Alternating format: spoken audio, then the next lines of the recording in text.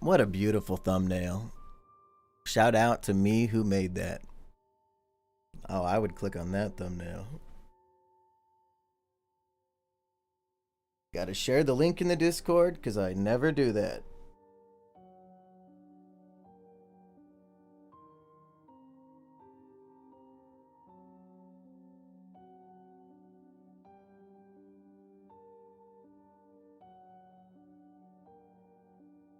Okay. It has been shared, folks. It is a dark and stormy night here in the treehouse, and that is not a euphemism. That is not storytelling. That's legit. So if you hear any banging, it's the walls of the treehouse being attacked by a storm. Thunderbolts of lightning. If I was a queen, I'd say it's very, very frightening me. And in the chat, we have Corey, No One, Darth... Oh, I missed his name. Derek Hansen, Chris, Lodge, Crazy Name Society. What's it? Zighul? Yonder Tanner, Nick Critic, Liquid Dave, Grape King, Darcy Walker, Truck Stop Santa Claus. I've not seen that username. Do you? I don't know if he usually comments. Egg White as the moderator. He's in charge, folks. Don't piss off Egg White. Don't piss off Patchy. And if you piss off Randy the Wild Horse, it's over for you. You'll never be heard of again. Patchy's wife as a mod, though, I don't know. A woman in power might have been a step too far. You can appeal your ban if it was from her. Yeah, Confish, I stopped at you specifically. You know what you did? Con means with in Spanish, and you're not with a fish. And if that's the level of comedy tonight when I'm very sleepy, we better just get into the stories sooner than later.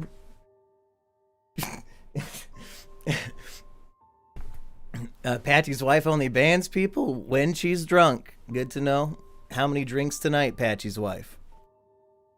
And is the music loud enough? I should have tested that a little bit more. Am I loud enough? Maybe I should have done a vocal warm-up. You ever see Tom Kenny do SpongeBob and he like shakes his throat? That's my vocal warm-up, is to destroy the throat even worse. Hog Rider says, I missed the last 2 streams because I was attending Incel Core live shows. Heartsy might have been there, I think. And napping at the wrong time. Any updates on Reactor and Nicholas Cruiser? Reactor said he had a kid and then we never heard from him again. So who knows? And Nicholas Cruiser, he's editing Emp Lemon's videos. So he's in the editing mines. And Panic says, "Ay." It is a deceptive thing that pops up on screen. They did not become a member. But I'll still read the shit. Did anybody tell me if the music sounded good? Don't see anything like that. Maybe I need to scroll up. I can already feel that my voice will be cracking a lot tonight, so fans of puberty, stay tuned. I really am too tired to do this, but I felt bad. Too many comments saying, where's the depression chamber? Please, Mumkey, please. And I've got to do it. Show must go on even if I'm in a poor state. And Robel becomes a new member. Wow. First paid member of the stream. Thank you, Robel. Turn the music up a little. Okay.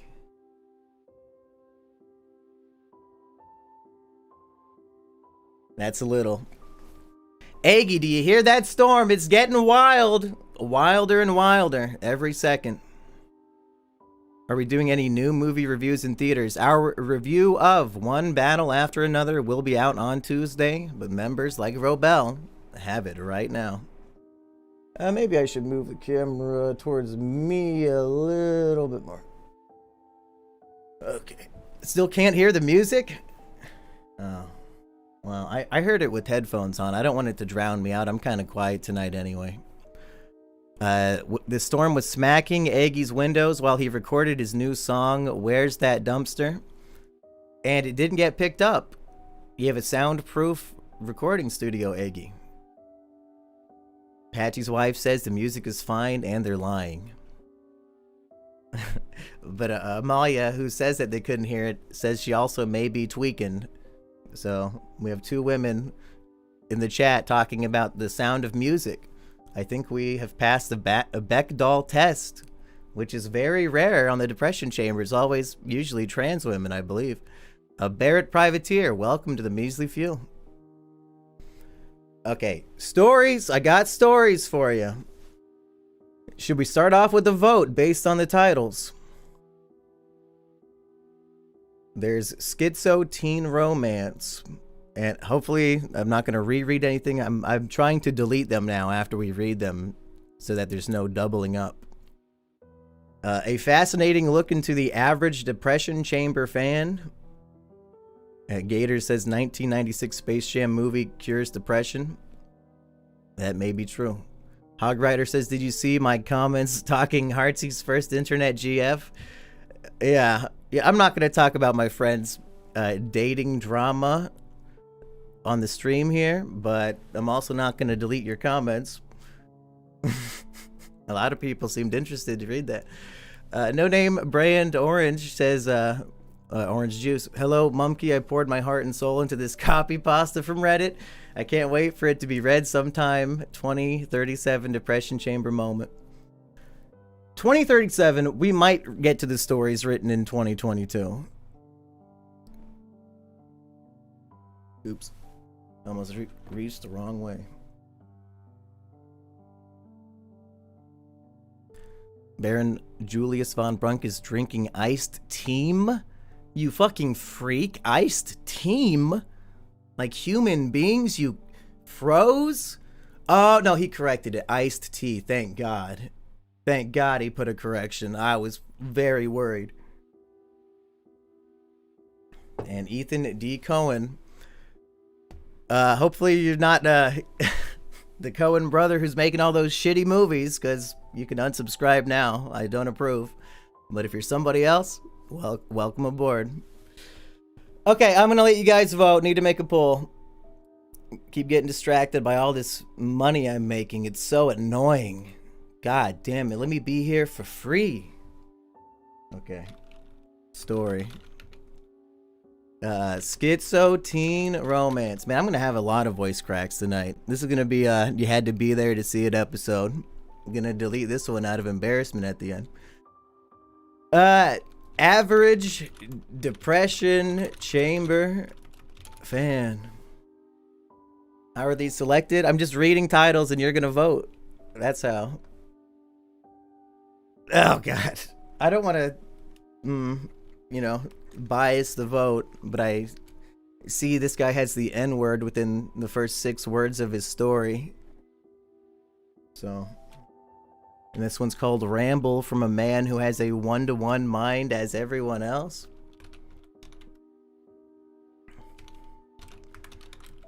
Ramble from a Man. How do I select the title? I'm just reading what they wrote.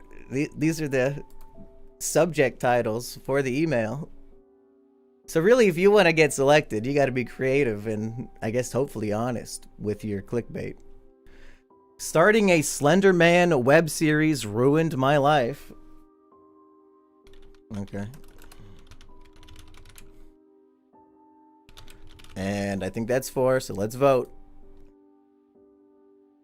Democracy does not work so well politically, but here in the Depression Chamber, it's never steered us wrong. I believe it helped us go bodies. And probably somebody wanted to fuck their dad. So many great things to vote for.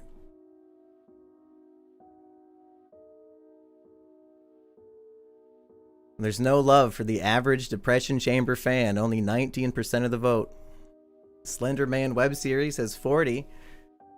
Which, that's a piece of internet lore I missed out on. Never bothered to watch any stupid videos about it. Other than, I think, Red Letter Media hypothesized they might have accidentally invented it, which, whatever. I hope it got you your clicks that day. Clip that out of context? Fuck, I don't even know what that could be about. Uh-oh. There's so many things you could clip out of context. Even in context, it's probably not better.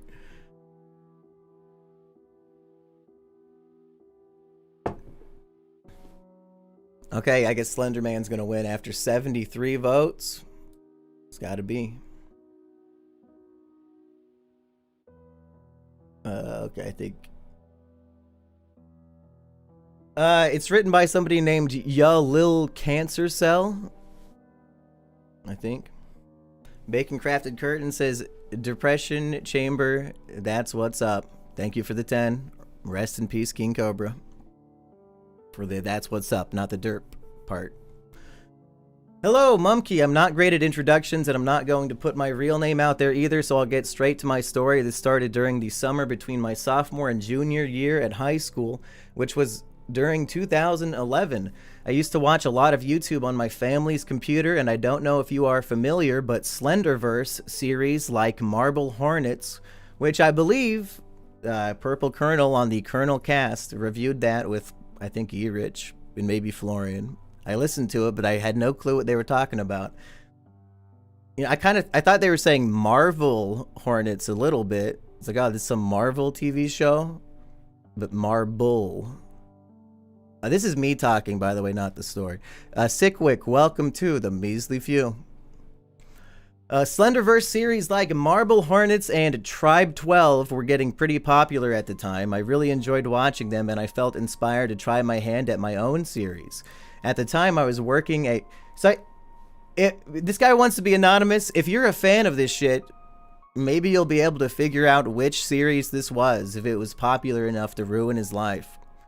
So, Aggie, or any mods, if anybody, you see any good suggestions, point them out so I can read them off.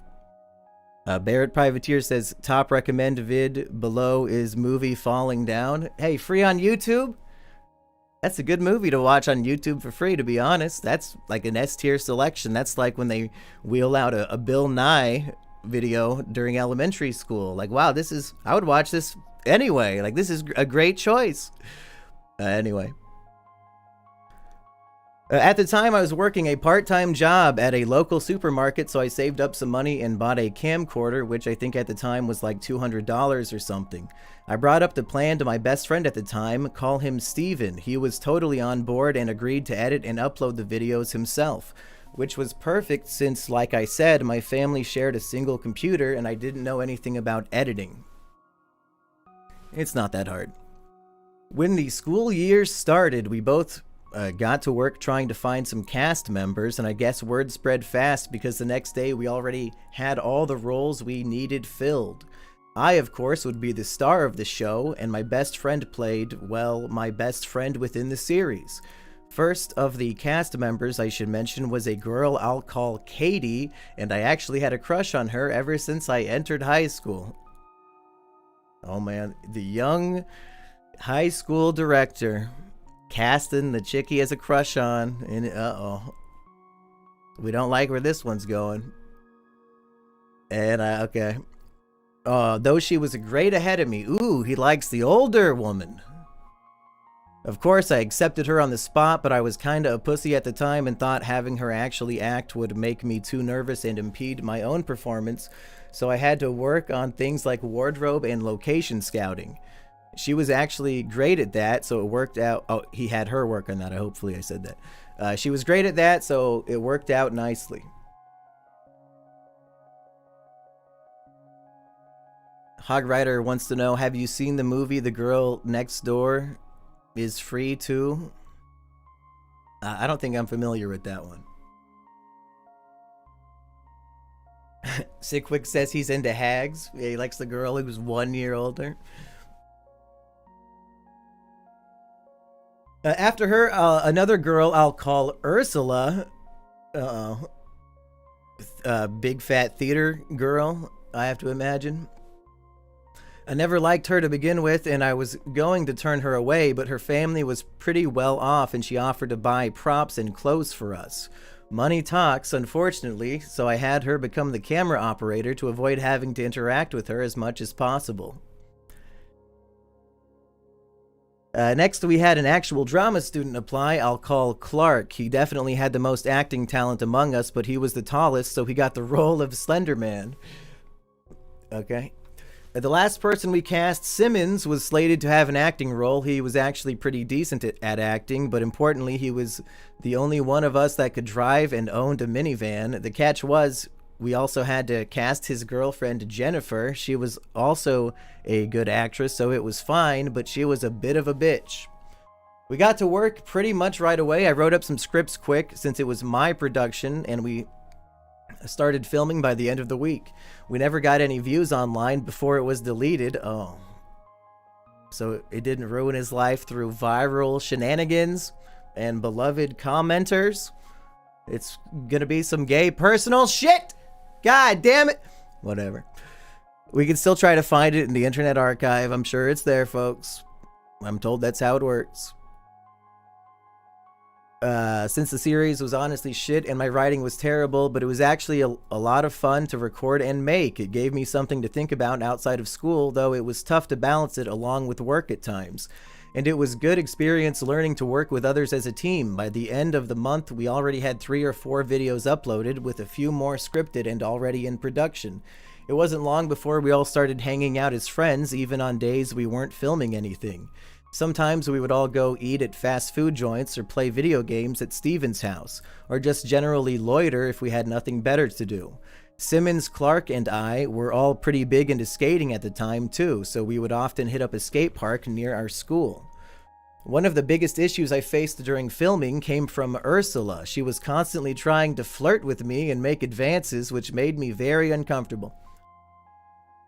Folks, I'm sorry. We have not done the Depression Chamber in what, 7 months?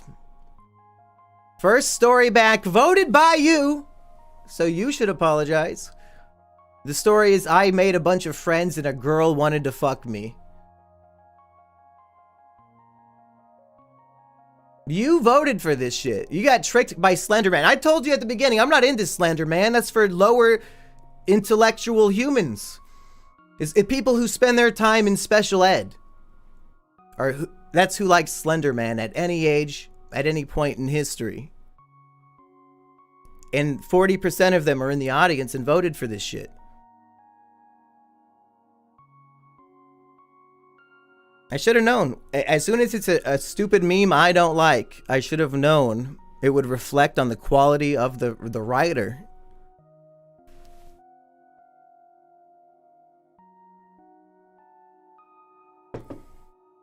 But now you need to be punished.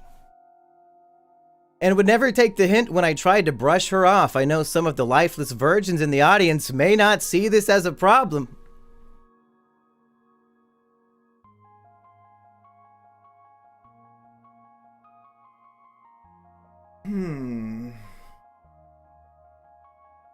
Probably should have read ahead before my rant. But she was physically repulsive and obnoxious to be around, and unfortunately I didn't kick her out, which would have made my life much easier. See, she was called Ursula for a reason. That makes sense to me. It was also around this time that I stopped writing scripts and we started to try improv, so the quality of the videos took a noticeable nosedive. It was still fun to record, but we were all pretty terrible at trying to come up with new ideas on the spot like that. Everyone could tell too, and it really started to kill the team's enthusiasm. Confish says the girl he is describing sounds like me. Last time I checked, you're not with Fish. I lost my spot.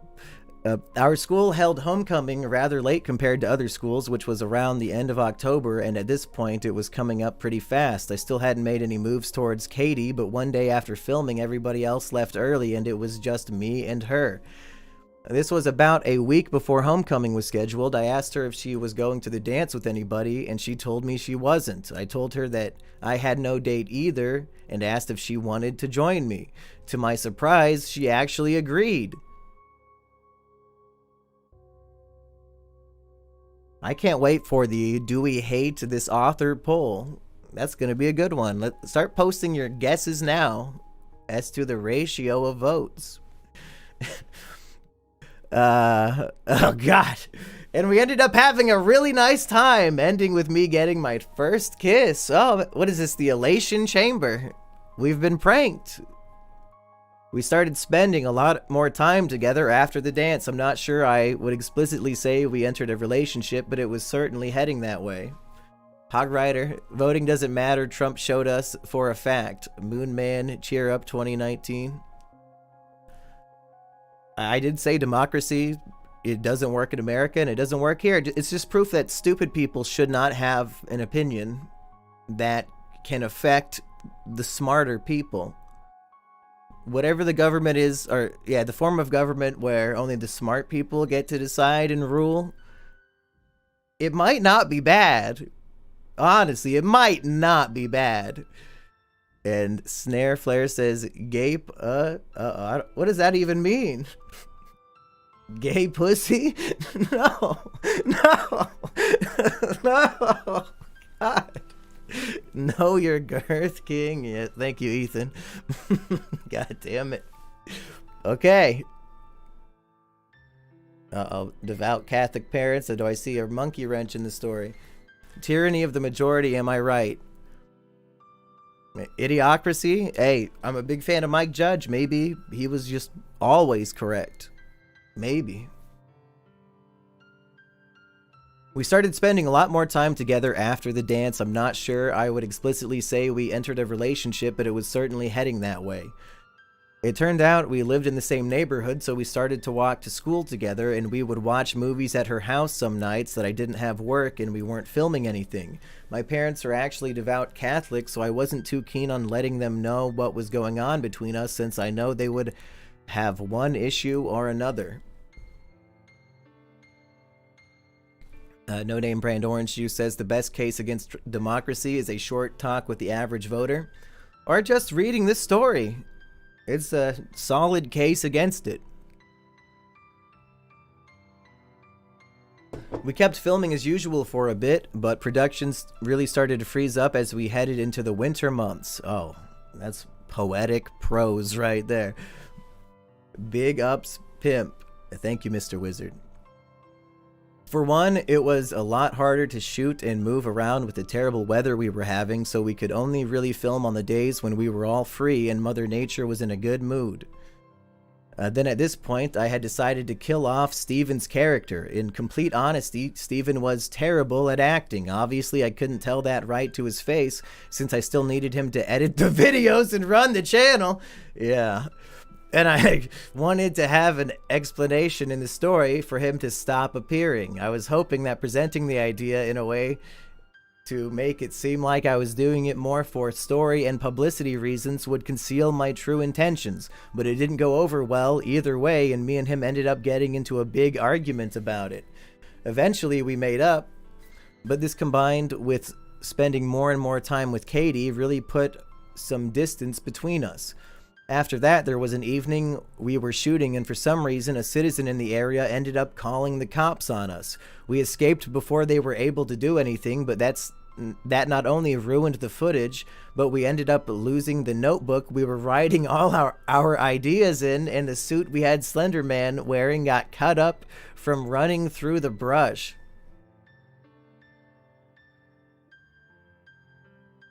I don't think it's illegal to film a short film in the cul-de-sac. I don't know if you needed to run from the cops and lose your property and destroy your shit. Now, you should be able to tell that this was already a major setback, but to make matters worse, the police ended up finding the notebook we dropped in our escape. For some reason or another, we had Jessica's full name written in one of the first notes in the book, apparently, so a few days after this happened, the cops visited Jessica at her home and had her fined for trespassing and disorderly conduct. So you guys were illegally filming on somebody's property. And is the disorderly conduct running from the police? Ursula helped pay it off, but the bastards never returned the notebook either. If only there was another way to retain ideas that you yourself came up with.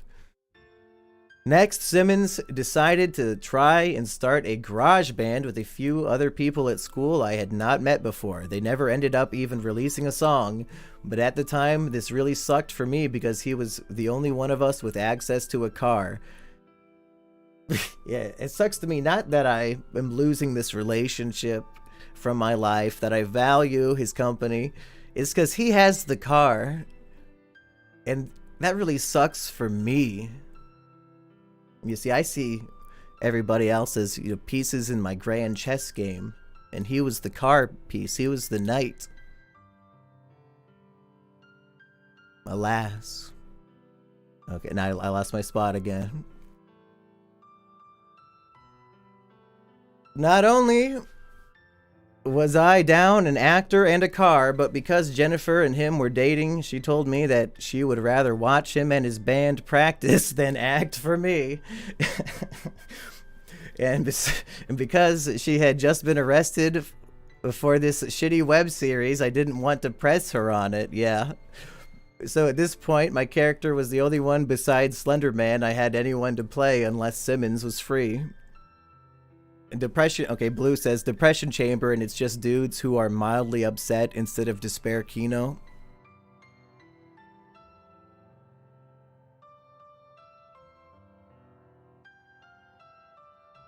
I was considering trying to get some new talent in, but then Clark approached me. He told me he was tired of playing Slender Man and wanted a real acting role where he could shine.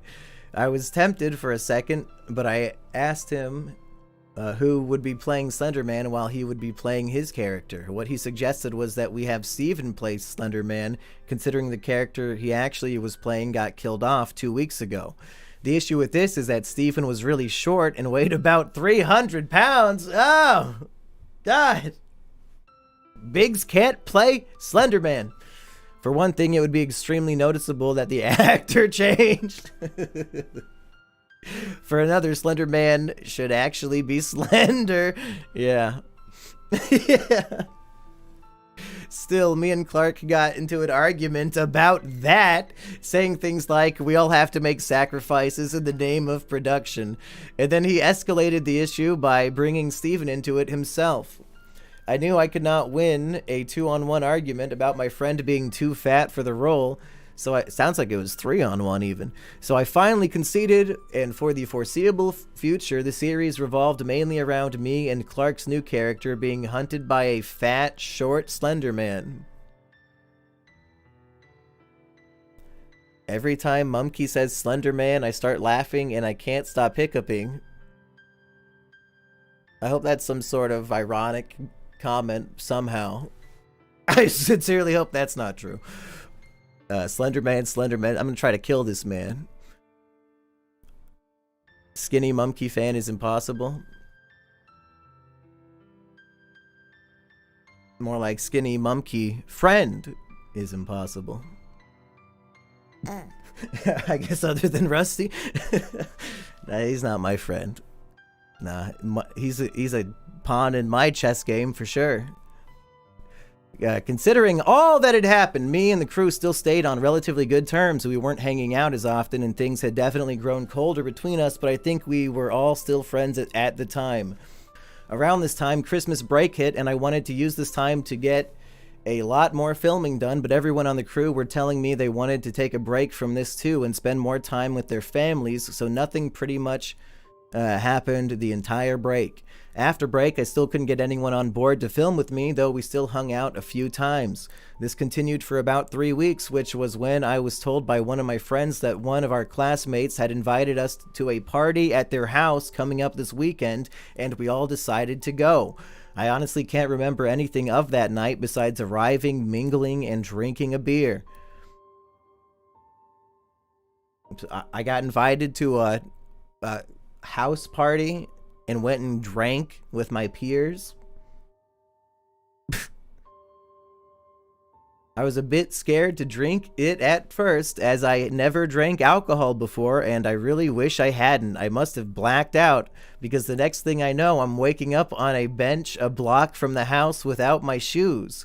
I tried to sneak back in my home and fix myself up, but I didn't think much more about what happened until the next day. Uh-oh.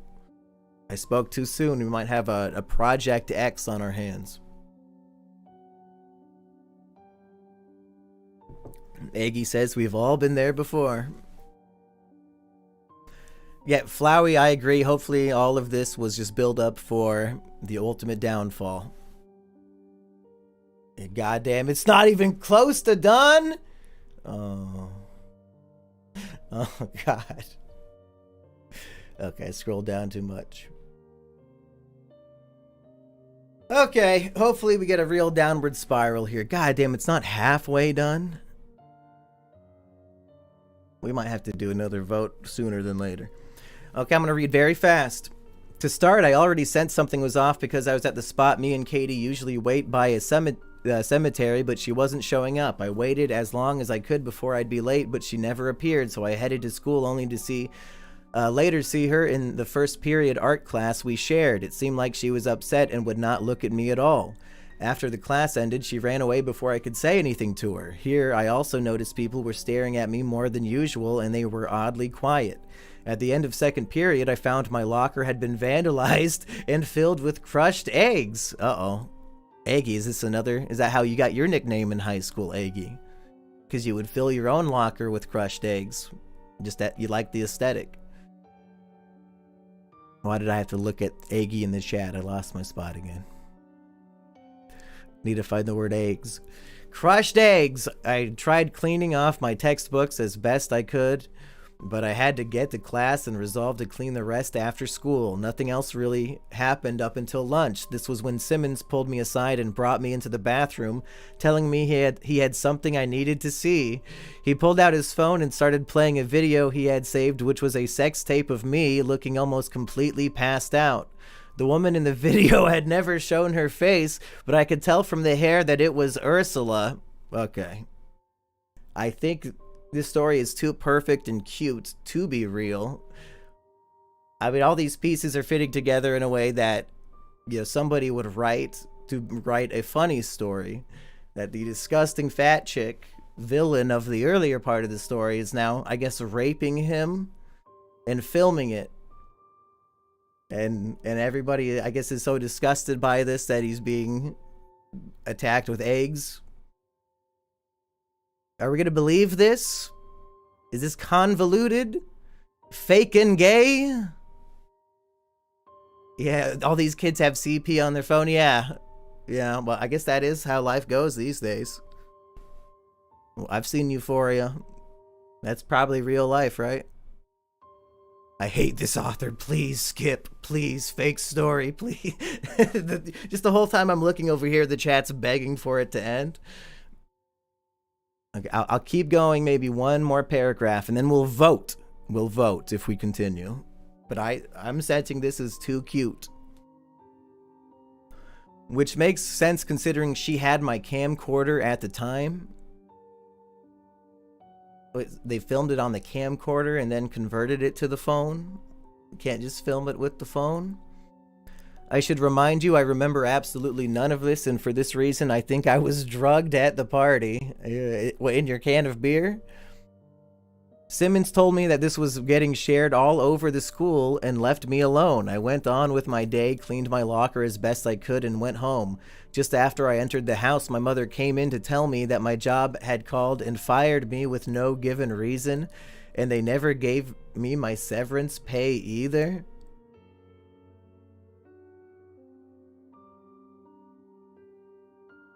High school boy wants severance pay from, I assume, Burger King? His 15 hours a week Burger King job? Is that how it worked back in the day when you had to use camcorders instead of phones? But no, this is a Slender Man. Why the fuck aren't they filming with their phone?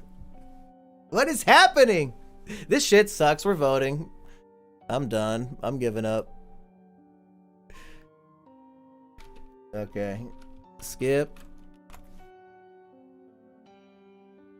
God, we've wasted so much time on this dog shit. God damn it.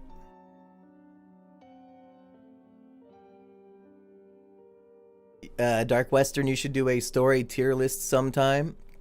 You guys would have to do that. I forget all of these basically as soon as the stream ends.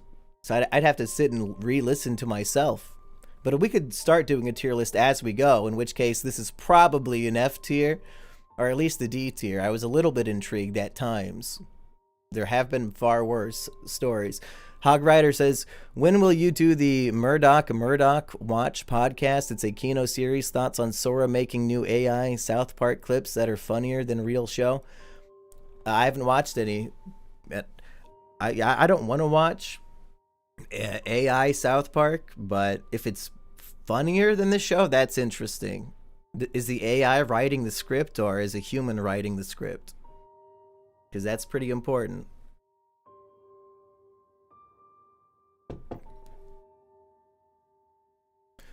It looks like 73% of people say they want to skip. So let's move on. I'm sorry to this man, we tried.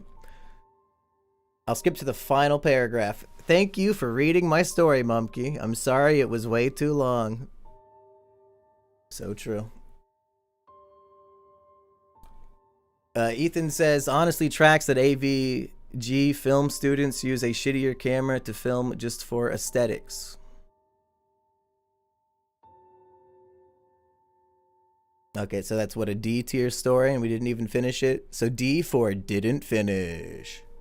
I get that is pretty damning. D for damningly yeah, did not finish. Are you still gonna do Wheel of Torture? Salty Shackle. We discussed this on the Treehouse podcast that came out yesterday with Aggie and Heartsy, that we want to do a Wheel of Cursed Meal 6 and have Heartsy flying up to so we can torture him because he's turning 21. So it'd be just the time to get him drunk as a skunk and then film him spinning a wheel. So that might happen soon. If you want to contribute to the Heartsy Economy Fair Flight Fund, hit us up. Hit me up, SimeonJimmyBusiness@gmail.com. You can pick something that goes on the wheel for $100 if I like your suggestion. Otherwise, I'll say no. Let's read.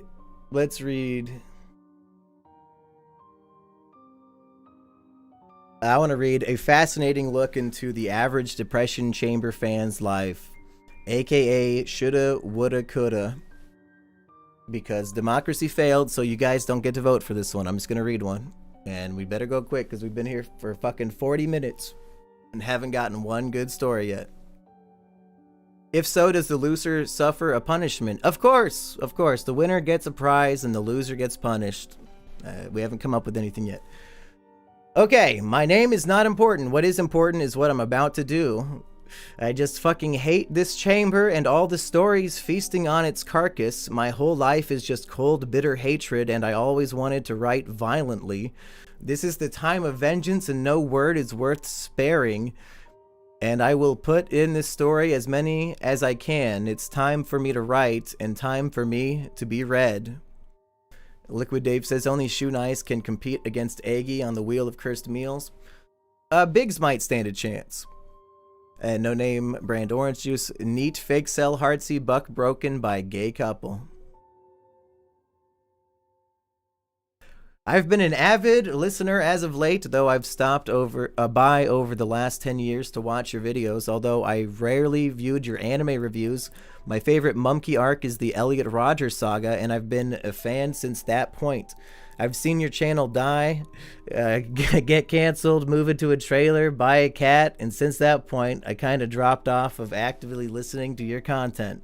Ever since 2018, I've only seen one or two of your videos every couple of years.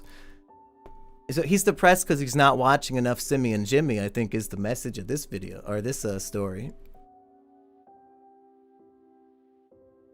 Quran anime review number 1, thank you. That is, that's one of them. It was only recently in 2024 when I started listening to the Simeon Jimmy's Treehouse podcast through Acast on Spotify, which, by the way, Acast's ads fucking suck.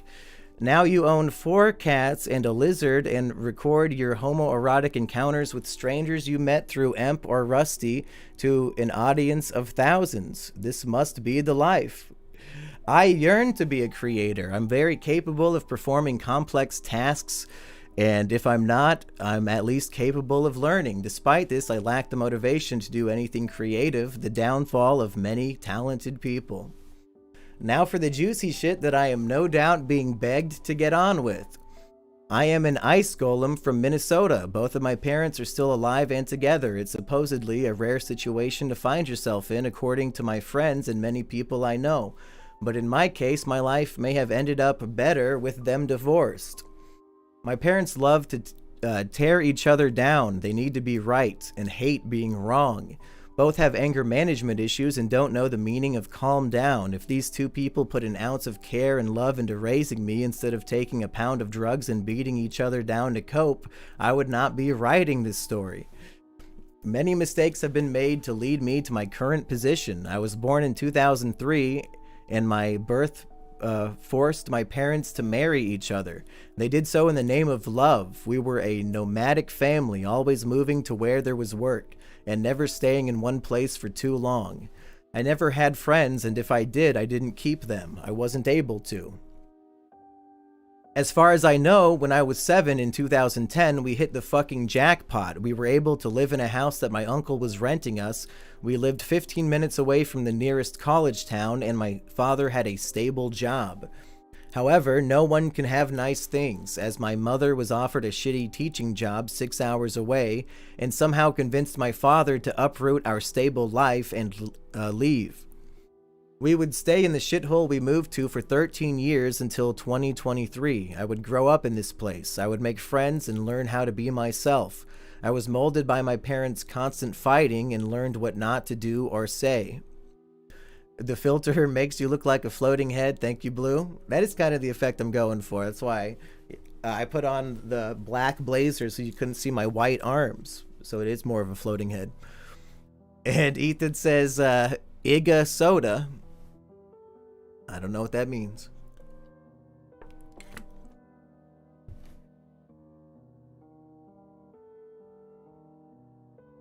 Another woman uprooting a stable home. Ever since Adam and Eve.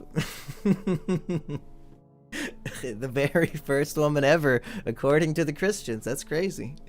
That's crazy. Okay. From that day forward, if I had a laptop, I would spend every night online. As pathetic as it is to admit, I was raised on the internet. I believe I learned most of what I know online. I'd gotten into the roleplay scene when I was 10 through Roblox, and when I hit puberty, things moved to Steam, then Facebook, then Discord, Depression Chamber, fan applause, to avoid censorship. I still have this one man in my Discord sex dungeon to this day. I'd like to say I've improved in my writing skills since 2013, though it's certainly no thanks to the super duper sexy hot furry roleplays I've engaged in. The job my mother had, she would only keep it for 3 years. She did find work in other places, but when her boss wanted to replace her with his wife, she ended up quitting. When my father complained about it at his workplace, he can't shut his mouth, he was fired. Seeing as we lived in an apartment that required we have a job to even live there, and I was unwilling to get a job in retail or do housekeeping in a hotel, my presence was not helping the situation. This would lead to my parents making the best decision they've made in their lives, and we all left that shithole, returning to the aforementioned college town where we now live to this day. Workplace politics fucking suck. Today in 2025, I am 21. I live with both of my parents. Say what you will, I am currently the only one with a paying job in the household. My mother gets on my father's ass about getting a job and is not currently looking for one herself. She is a stingy woman when it comes to work, and that is why I believe the trajectory of my life has been so fucked up. It's a constant trend in my life's headaches. Why is Cheese Bandit saying, Mumkey, please? What are we begging for? I don't know. This is an actual copy pasta? All the parts roasting me were copy pasta this whole time? That's a popular thing to say? that specific dog shit about me?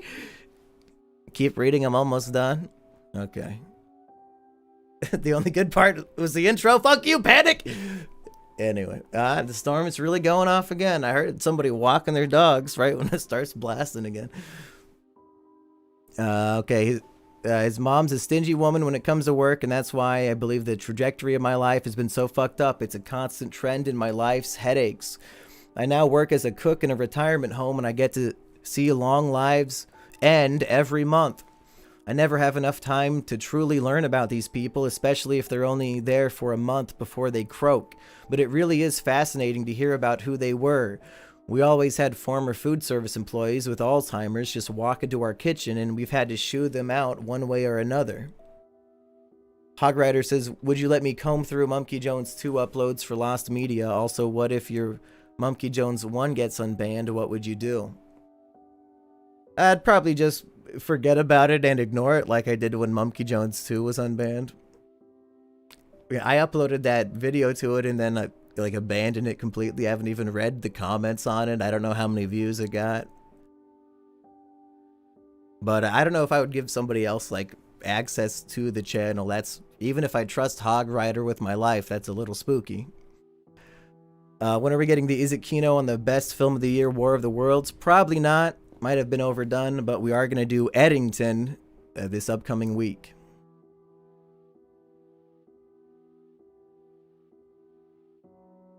I have external families that I don't really keep in contact with. The family on my dad's side hate my mother and live in Las Vegas, and the family on my mother's side, at least, the ones worth the attention, are mostly spread across the country because they hate their parents, my aunt and uncle. I could have been an author, an artist, a programmer, anything. I could have made a proper mark on the world. Nothing major, but an art piece in a small sect of the internet. I can't even manage that. Every time I start a project, I never finish them. This comes down to two factors: lack of motivation and lack of willingness to set down time to learn how to do what I want. I feel like I have so many promising ideas that I want to make real, but like Heartsy, I'm cursed with telling people that it's coming, don't worry, and it never comes. Speaking of which, folks, Vincent's Atheist Reviews, coming soon to a YouTube near you. Believe it or not, that is actually why my throat is fucked up today. Not from a thick cock fucking it, but from recording Vincent's dialogue, and you know how he fucking talks. You know how he talks. It's hard to record a 5-page script like that, but god damn it, it needs to be done.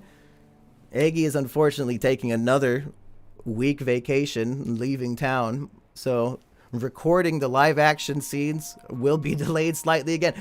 But I think I told the Amazing Atheist, send me your cameo by the end of October, because I want to post in November. So that's the plan. And if you don't see the Amazing Atheist, that means he agreed to something and then did not do it within 5 weeks. Just so we're clear. Just so we're clear. And then Lodge says blah blah blah. I scroll Instagram.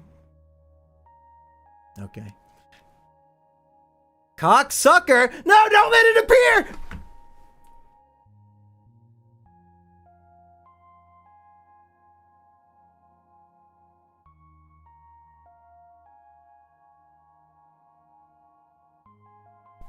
Oh! Oh! Clutch move! Hashtag tactical. That's right. I'm wearing my tactical soap today. I was ready for that one! Let's hear him talk more shit about my friends, I guess. I see that coming up. Something about baby shoes never worn, found on a road, dead Tony. Okay. That's Fiat. Dale Gribble. I want to get into podcasting. Talking into a microphone about random shit would be something fun to do, but I really lack the mental faculties. Yeah, that's what he wrote. To just sit and talk to people. I'm like Purple Kernel, except I focus all of my attention on clicking and give zero thought to the discussion.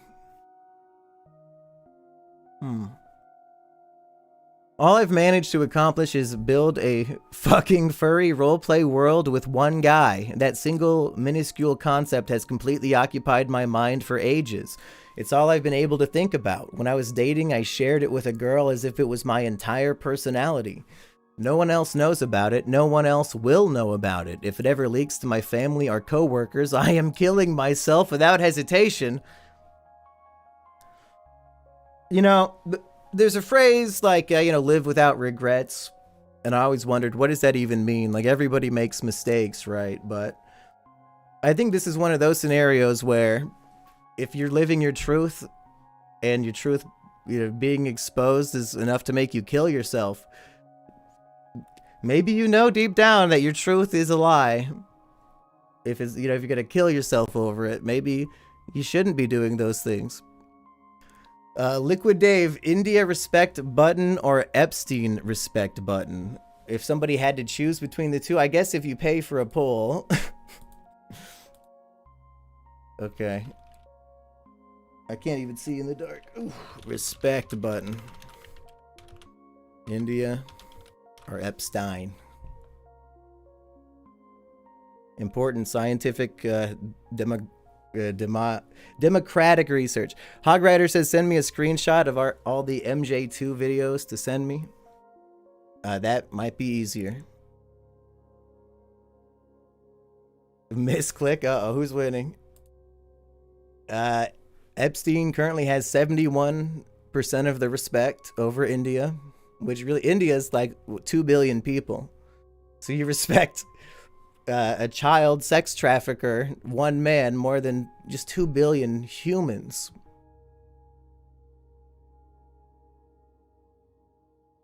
Slime Privilege says, Mass State Lottery is premiering in my city this month. Is it worth seeing or not?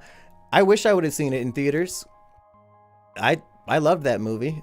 I think it's one of the top films to release in 2025, even though I saw it in 2024.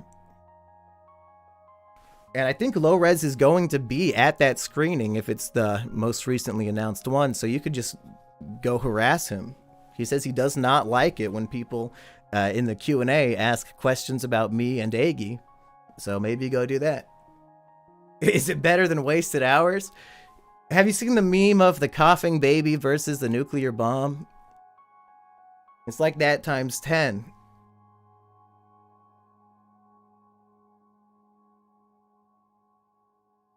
Hartsey is giving his justification for his vote. Okay, back to the story. India wins. No, India loses, I guess.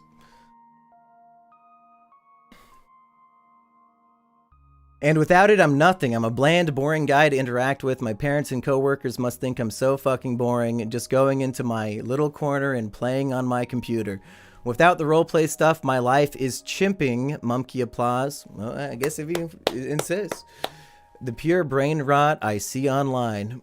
Amalia for $10 says she has to hop off. Good night, gay. Well, catch up in the morning and hear the rest of these great stories. Being a retard is the funniest shit to me. And it's one of the few things keeping me from flinging myself off the balcony. Is brain rot and being retarded really people's genuine personality trait now? There's not even a sense of irony to it at all. I guess if you are raised on it, you might not know the difference, because I keep forgetting some of these kids didn't grow up in like a world before extremely ironic media and memes, so they don't have like a foundation or a ground level for what normal media looks like. If you just raised on TikTok, that's why the movie industry is dying. They can't watch something that's 2 hours. I don't know how anybody's watching this stream. Among a few things keeping me alive is the man in my furry roleplay sex dungeon, Mountain Dew FOMO, and the fact that I just leased a car. Oh, I own a car. Woe is me. And he did spell woe in the funny Heartsy way. I am an undiagnosed, though very clearly mentally ill individual. I, like most men, and sorry chat, I'm not trans, have a masturbation addiction.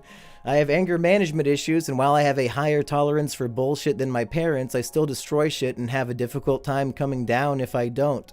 I'm socially claustrophobic. I can't handle large crowds. This paired with the furry roleplay sex dungeon likely means I'm very heavily autistic. Though alongside those blatant issues, there are a few things to be prideful of in my life. And these few I believe to be strong. I'm not addicted to any drugs, though this does not mean I am not addicted to anything. I've not committed any crimes. I have a decent paying job that I don't absolutely hate. I don't strive for greatness as much as I strive for contentment, and I've done my best not to burden others with my well-being. Venting, as I've come to know, is one of the worst things you can do. I don't want to ruin these people's days with meh, I'm sad. That's fucking stupid. I want to be the light in people's lives, not the black hole. And, well, look at where this train of thought brought me. We've come full circle. I'm here to make the ultimate vent, and I'm here to be judged. The internet is my jury. You are the internet judge, and chat is the internet executioner. I need to hear hard truths. I need a fire lit under my ass. I'm suffering in my current position, and I need to leave it as soon as possible. I need a second opinion. Thank you for reaching the end of this. It's not as much of a story as it is a lengthy bullet point list of everything that made me who I am. Writing in gets a lot off my chest, and I'm thankful that you provide a means of doing so. You truly are doing a great service by making fun of 13-year-olds who think they're at the end of their rope, you sick asshole. Without that sense of humor, I'm pretty sure plenty of lives would have been snuffed out early for literally no reason. Again, thank you. One more thing, Florian Himsel single-handedly got me to wash my legs when I showered.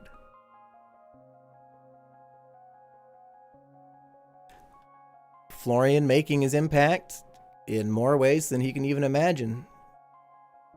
Hog Rider says, will you do an internet blood sports between the Low-Res and Hans show and Dasha reply Kino Corner to yell at each other for an hour? So this is actually not even private information. They talked about this, I think it was on B-Bang, the Low-Res and Hans little hangout podcast. And they just straight up said they hate Kino Corner. They want nothing to do with him. They would not talk to him again. And somebody brought up like, oh, didn't you guys talk to him in the RV when Mumkey called him up? And it was in like an episode of the podcast even. But they said, oh, we didn't talk to him. We just sat there. And it's true. That is what they did. So they don't want to talk to Kino. I'd like to stay friendly with Kino. I don't have any issue with him. I think he's funny. He's the type of guy where his faults are funny, and he has so few faults to begin with, so he's just a delight all around. Ethan says, I think it's post-ironic turning genuine. Is Depression Chamber dead because with AI now every story will be shit? Show me the AI that's capable of writing a Depression Chamber story. I think I've tried to make it do one just to see if it could, and it's always very confused about the premise. The story is not going to be edgy or disgusting enough for us to even finish reading. What made them hate him that much? I can't speak for them, and they didn't really elaborate on it, I don't think. So I don't know. Maybe they just don't like his attitude and his choice of conversational topics might annoy them, because the topic's usually what he's up to and what successful things he's building towards exclusively. Kino kept bragging about reading Camus, and here I don't even know if I'm saying Camus right. Maybe it is Camus, just like Zero Suit Samus. Zero Suit Camus. Let's make it a thing, people. No, we should find a story now that I'm trying to be funny. The show's about to end. Okay. Inescapable past, irreparable future. My traumatic paranoia ruined my life. 3 stories from my mundane yet twisted world. Somebody with the name Rem Lazar, which, if you know what that is, you're a friend to me, IRL. Is a story called Confessions of a Femboy. We need at least one good story, so hopefully this will be it. It'll at least be some sicko material, hopefully. Ven logged in, says, I sent my story, Jimmy, longtime fan, and have always wanted to vent to this group of freaks. Okay, I'll take a look. But for now, we're gonna hear about the confessions of Remlazar Femboy. Don't fall for the bait. No, please. Is that in response to just this story? Could we get an official Aggie CDs and clothing, please? Why are you super chatting me to ask that? I'm not Aggie's manager. Aggie, I think Aggie could sell his own shit. Chinatown is just a normal town in a twisted mind like mine. Thank you, Sick Wick. Wow, he's a big spender today. I can't believe it. Hey, Heartsy wants to read the Femboy one. It's got to be better than the last two, folks.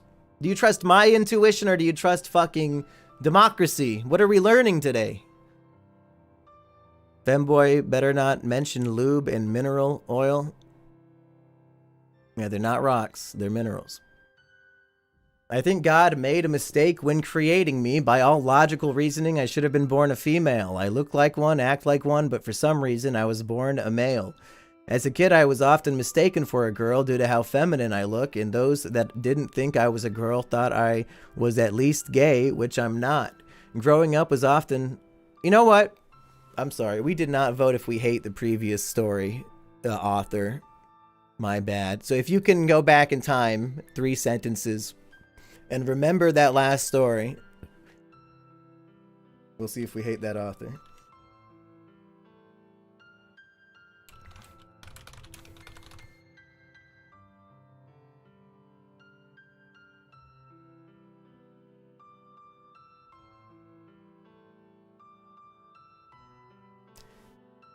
It immediately jumps up to 92% hatred, but now it's working its way back down. Okay, back to the most beautiful boy you'll ever see, that we'll never see.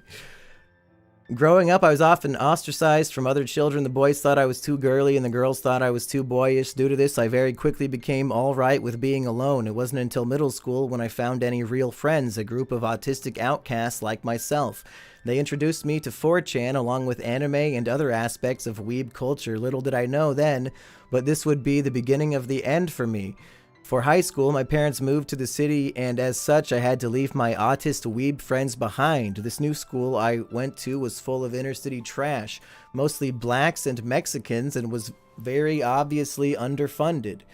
I was immediately one of the smartest kids in the school, and just due to the fact they were teaching the same shit I learned in 6th grade, this made me stop caring entirely about school, and if I had to guess what turned me into the lazy bum I became later on. It was hard for me to make any friends, mostly because my constant exposure to 4chan since middle school had made me a hateful racist.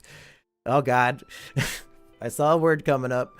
I just sat in the corner all day looking at everyone thinking stupid fucking and beepers and beep-icks. Before retreating back into 4chan or Discord. And it looks like 81% of us hated author number 2 tonight.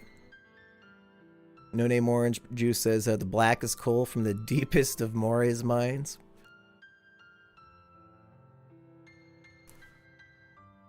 I had become addicted to the internet around this time, and with that addiction came the addiction to internet pornography. Hey, that's the second... I don't know if the second guy was addicted to porn. He said masturbation, but I assume it might be one and the same. So second addiction to that tonight. I had accepted the fact that no women would want me on account of me already looking like a girl. I thought maybe because women loved K-pop and boy bands, which are primarily feminine men, that I'd have a chance at finding a GF, but it turns out that only really young girls liked them, and sadly, I'm not a pedophile. This newfound belief that I would be forever alone had led me into the deepest pits of depravity. I had become extremely addicted to doujinshi. Aggie, you'll have to let me know in the chat what doujinshi is, but I'm sure it's on the up and up. I especially liked the ones of men being beaten, humiliated, insulted, or bullied by women, since the idea of two people having sex out of love seemed unrealistic to me. The only way I could fathom a woman willingly having sex with me was out of pity or something along those lines.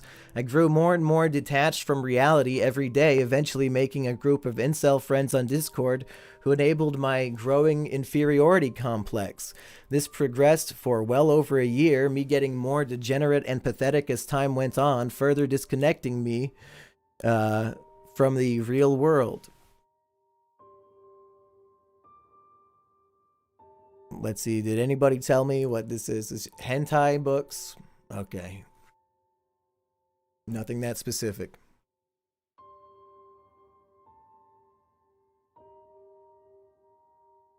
I agree, Eggy should stream again.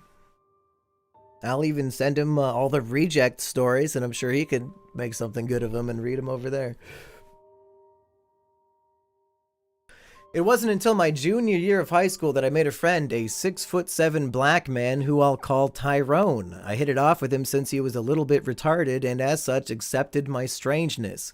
He was a good friend because even though he was black, he liked when I said the N-word, though through him I learned that black people are the most racist of all. The fact that I now had the biggest kid in school as my best friend meant I could be as openly racist as I wanted and never got in trouble, which he encouraged. For a month or so, I thought things were looking up for me until Tyrone asked me out. No! No!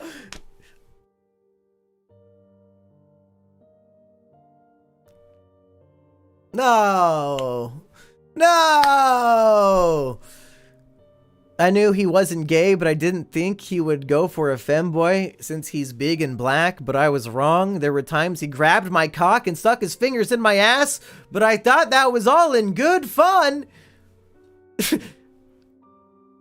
Recontextualizing this now, knowing he was into me, made him seem like a total pervert.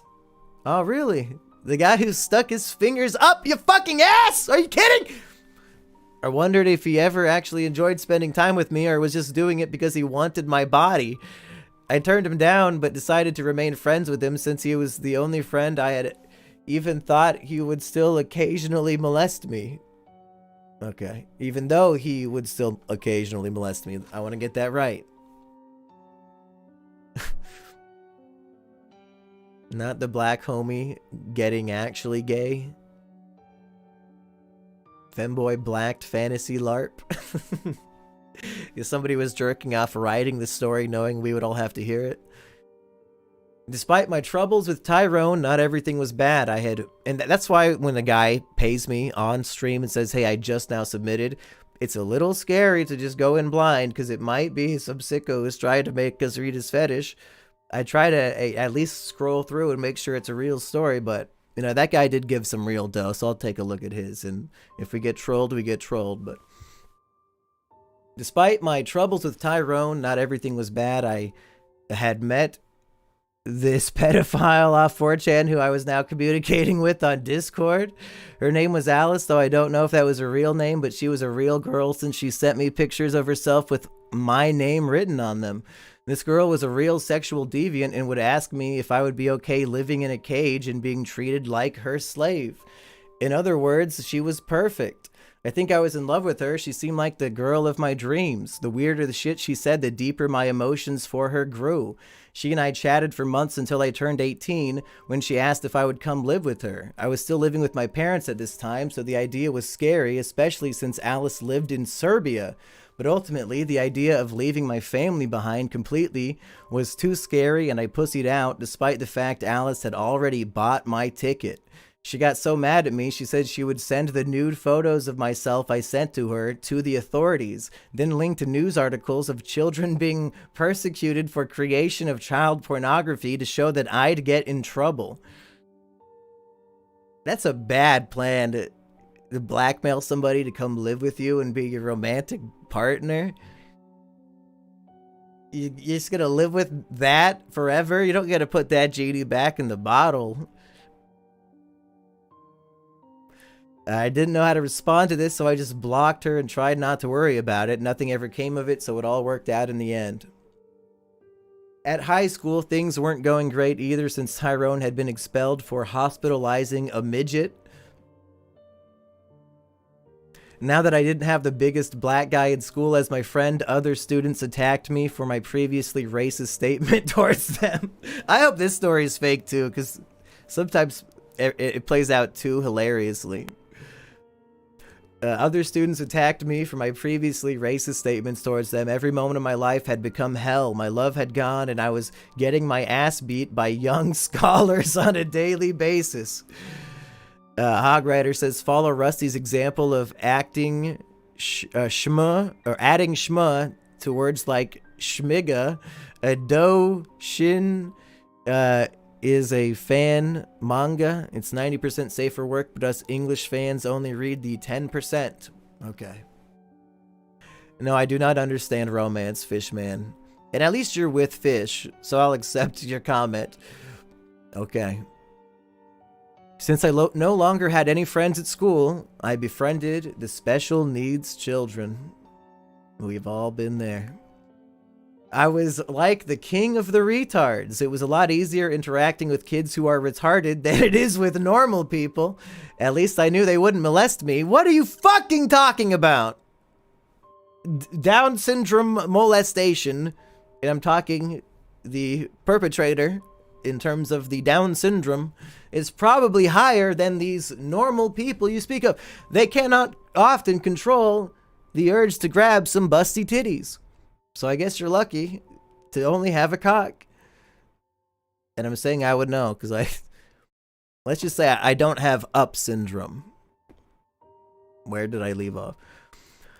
Once graduation finally came, all I wanted to do was lay at home and do nothing but watch anime and play video games. My plan for the future was to start doing internet pornography since I had found a good untapped niche in the market and could probably make good money. I did have reservations about selling my body to thousands of strangers on the internet, but I also really didn't want to get a job that required actual work, so it seemed the best option at that point. It would be easy to market myself on 4chan and Reddit before moving on to Twitter. I had a whole plan. The only problem was that despite my fantastic skincare routine, eventually my looks would fade, and after publicly whoring myself out, I doubt anybody would hire me for a real job. I would just not put it on your resume. You know, like make your OnlyFans with your stupid little like femboy 67. Oh, that'll be your username. And then when you apply to work at Gap Junior in 2040, just don't put that part on there. There's no law. You don't have to put everything on your resume, right? Unless you're going to be posting this shit under your full name. I contemplated the idea of going on HRT, but permanently altering my body seemed maybe too much, and I decided to just neat at my parents' house as long as possible until I was forced to make a choice regarding my future. Some months later, my parents were on my ass to get a job, and my prospects of needing out were not looking too bright for the foreseeable future. Sicko? Hey, thank you. I don't know what that means. I'm getting older, but nothing's changed. That might be missing some text. Let's see if I can find that real quick. That might have been an actual Streamlabs donation.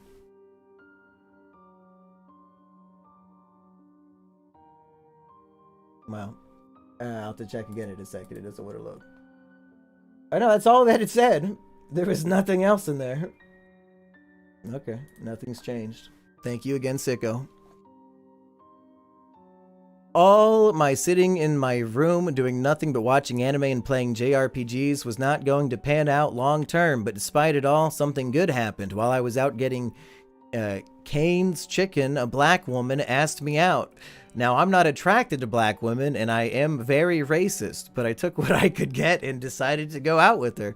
I went out on a few dates with her, not thinking it would last very long. Even after she went over to my house and saw all my anime figurines and knew I had zero social life, she was still interested in me.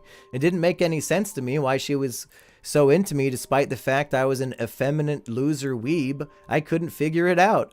I don't even have a large penis. In fact, it's below average. So why was she so in love? I decided to just go with it even if there was something strange about it all.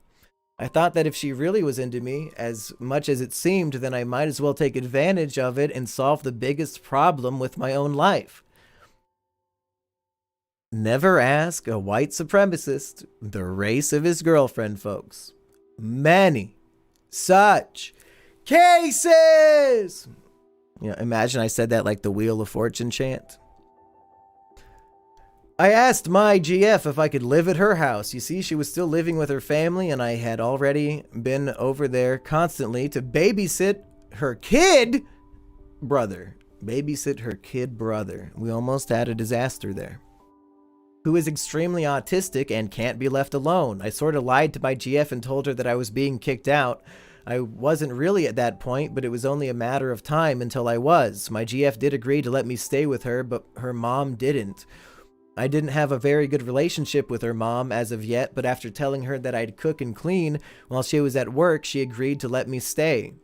Everything was good again. I didn't have to work. All I had to do was clean a small house, make some food, and watch Paw Patrol with a retarded child. I did occasionally have to interact with my GF's hood rat brother who spoke in a ghetto accent in black vernacular. Her brother would often come into the house with some of his friends and make fun of me, saying, "Hey, what's up, this nigga?" Incomprehensible mumbling. "Ha ha ha ha, you a bitch." And I couldn't say anything back or he'd point his gun at me, which I learned the hard way. Fake as fuck, but that's a very funny scene. Even though it all seemed good, as time passed, I got more and more depressed. Sure, her mom liked me now, and I had become attached to her brother. The sex, the whole point of having a GF, was awful, mostly due to my insane porn addiction and the fact she wasn't very attractive. Don't move in with a chick you're not even attracted to, my friend. Mostly due to my... Oh, yeah, I already read that. The fact that I had been furiously beating my meat for years had made my cock numb to anything, and I couldn't even feel the sex. The worst part is my GF always asked if I could hit her and dirty talk to her during sex. Ethan, thank you. But the one time I asked if she might be interested in doing that to me, she laughed in my face. How the fuck is that fair? I couldn't even feel sex, so if she could just crush my balls or something, it might make up for it, but no. To say this led to a deep-seated resentment would be an understatement. It seemed hypocritical of her to expect me to be like that with her when she doesn't return the favor. I needed a release from this, and in desperation, I scraped together what money I had and went to see a dominatrix. Now, some might consider this cheating, but they are uneducated and uninformed. There's actually nothing sexual in going to see a dominatrix. If anything, it's no different than therapy. It was a lot of money, but it was one of the greatest experiences of my life. I won't describe what she did to me, but I was worried afterwards since my body was very scarred and bruised, and I didn't want my GF to find out what I had done. I ended up pretending to be sick and bedridden for a few nights, which convinced her, thank God. But I know I had to go again. When I did have sex with her again, she asked why my body was all messed up and there were scars all over, but I just said it must be because I was laying in bed for so long my body got stretched, and she accepted that somehow. Still, after that, the sex was boring. All I was wanting was my GF to really physically hurt me, but there was no use. I knew she wouldn't. During this time, I contemplated breaking up with her, but I knew that if I did, I would have to move back home and my family would force me to get a job. I pretended I was in love with her just out of convenience. Still, I was aching to see the dominatrix again. I couldn't keep going with the feelingless sex I was having with my GF. I needed that release. Sadly, going to see a dominatrix is absurdly expensive since I guess femdom is a rich guy fetish. I instead bought an array of sex toys and paid prostitutes to use them on me, as that was much cheaper. Liquid Dave says, Anissa Joma life story. The prostitutes weren't as good as the dominatrix, but they did the job, so it was enough. I would do it every month or so, and it kept me stable enough to keep going with this relationship I had no interest in. I had gotten into a nice formula of living. Right then, I thought everything was going great for me, but God had other plans. One day, my GF broke down crying and said she had to come clean. She told me she was actually a lesbian and had been cheating on me with a woman for months. I responded, oh, that's probably why she was into you, I guess. That makes sense. I responded by saying okay, which she got upset with, but I really didn't know what to say. I didn't care very much, but I realized afterwards that her telling me this meant she wanted us to break up, which was upsetting since I'd have to move out of the house. She also told me not to tell her family since they were violently homophobic, being black and all. I could have told her mother about this and had her kicked out of her home and probably would have continued living there since her mom really loved me. Oh my, that's like House of Cards shenanigans. Oh, you're gonna break up with me? I'm gonna have your mom kick you out and I'll stay. That's pretty good. But I didn't because I'm a good person. Shameful. Still, her mother did give me money to help out when I left and said that she'd do anything if I asked her. I wish my ex-GF well and hoped she and her GF had a nice relationship. When I returned to my parents' home, my parents were understanding if I needed to take time to heal. This was great because it meant I didn't need to get a job. I also had a new idea inspired by my experience with what had just happened with my ex. It became obvious to me that my feminine body is what had attracted a closeted lesbian. And those were the girls I needed to start targeting. If you didn't know, lesbian couples have the highest rate of domestic violence in their relationship out of all sexualities. This was great because it probably meant they'd be more willing to hurt me during sex. They are also often more muscular, which means they could overpower me and manhandle me in bed. All I needed to do was find a butch dyke who was in the closet, ask her out, and have her date me since I'm as girly looking as a guy can get.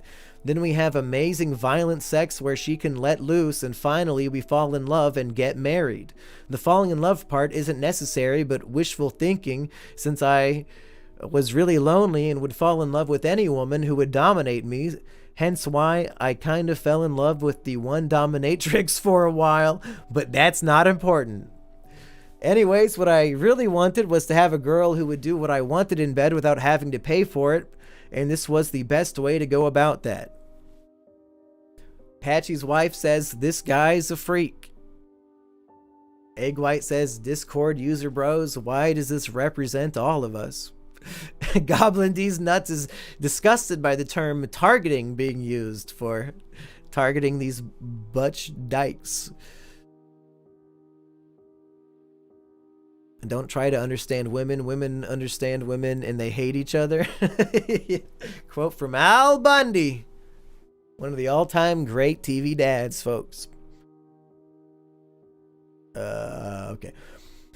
I decided the best way to go about this was to go to the gym, since I figured lesbians would be into doing more masculine things like working out, just like how gay men are into doing feminine things like going to musicals. Fuck you! How fucking dare you! Nah, he's right. He's right. Me and Arye, we're the only straight men in the musical audience. It is what it is. I hope Arye is straight. I mean, I assume he is. We reviewed Wicked together recently, if you don't know who Arye is. I had to look for a stereotypical lesbian, short hair, bigger build, looks dirty. Going to the gym, I did find one girl, but I didn't know how to approach her and ask her out smoothly, so I just stood in the corner lifting weights and looking at her until a guy came over and tried to help me with working out. Ethan D. Cohen says the BDSM girl blackmailing our MTF writer was just using the Fielder CP workout method.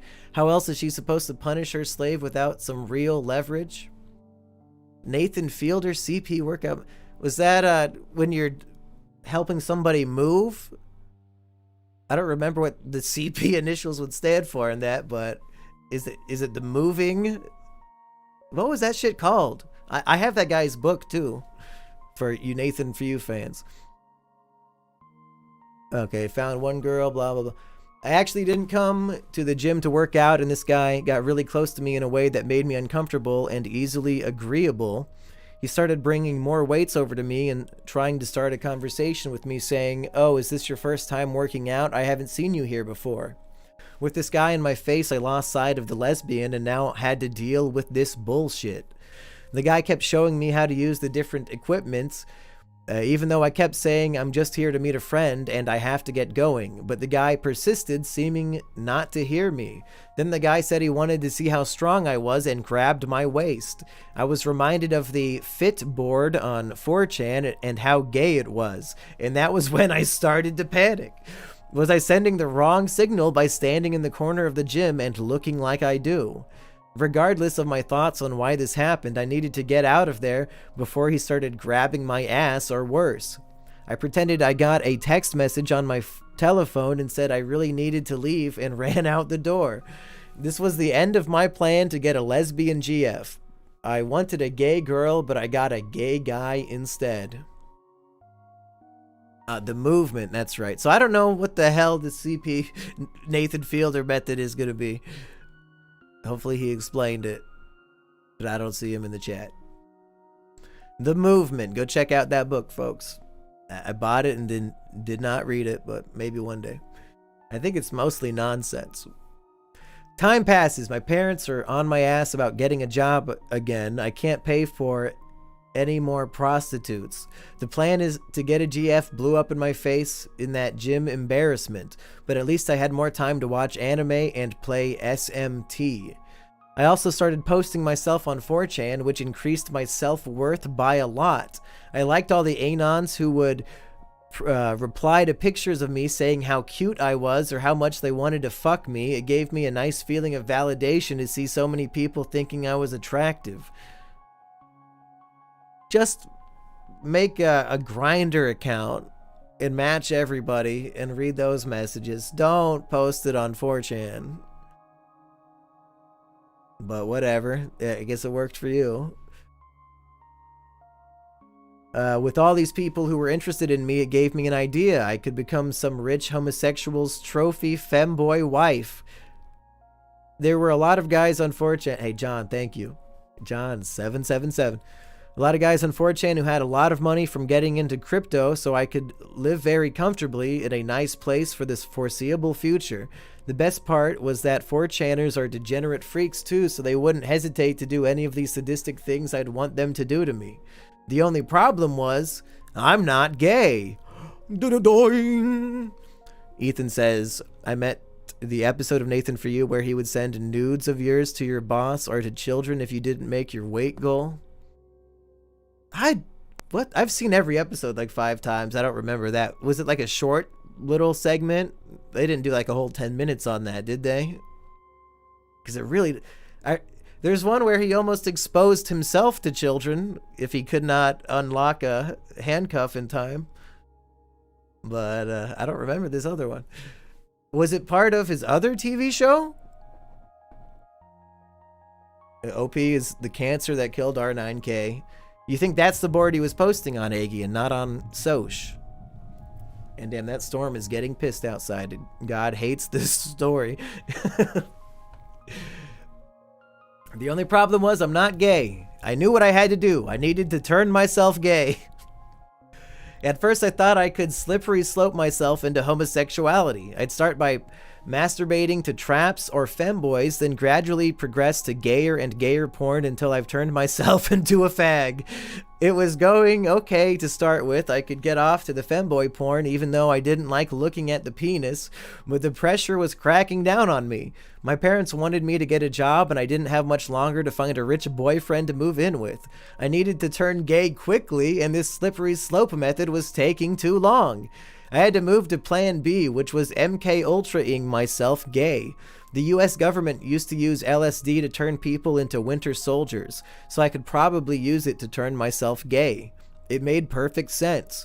I bought some LSD and took it while watching gay porn on my monitor. This did not work and ended up making me freak out and feel like I was living in a nightmare. With that, I ended my attempts at turning gay, and for that reason and another. The other reason being that my mom had forced me to get a job.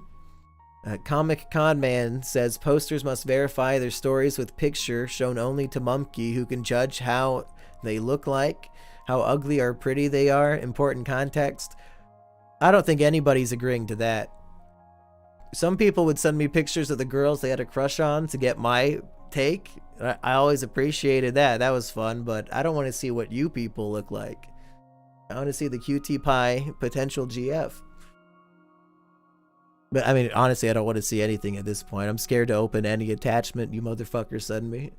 If you send your story as a PDF, your email just gets deleted. Like, it's literally an email. It's a text-based application. Just copy and paste the story. Look up NFU, motivational blackmail. Which season is it, Ethan? Which season? But I believe you. You don't got to keep spending money on it. I believe that this happened now. She had filled out a job application to Amazon without me knowing and told me that I was going to go or I was getting kicked out. This was a terrible realization as I had finally become aware of all the wasted time I spent playing games or watching anime when I could have spent it finding a way to avoid this. I did go to my Amazon job and tried to have an open mind, but that didn't last long. The days working there were among the worst of my life.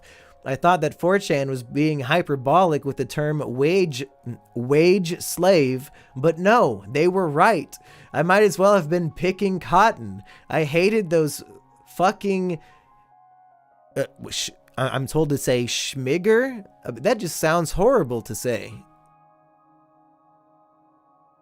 Managers, all of them were retards who never helped whatsoever, but I had to submit to them regardless if I wanted to go to the bathroom or had an injury. Having to grovel and beg to take a piss break were the most humiliating moments of my life, and telling them I had an injury was almost an argument, as one Kike tried telling me, "No, I think you broke that at home." And it was then that I started seriously considering committing a murder-suicide. I am not joking. I planned it out, and even found someone who would sell me a gun.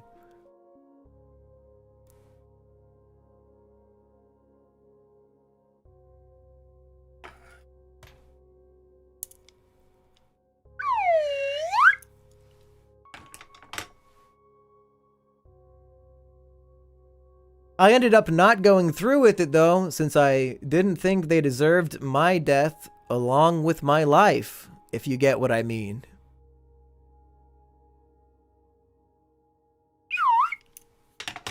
I decided to just stop showing up. After my short-lived term at Amazon, I swore to myself that I would never wage slave again. That's not a great plan. That's bad. I'm never gonna get a job again. I think that's what happened to Elliot Rodger, if I recall that manifesto.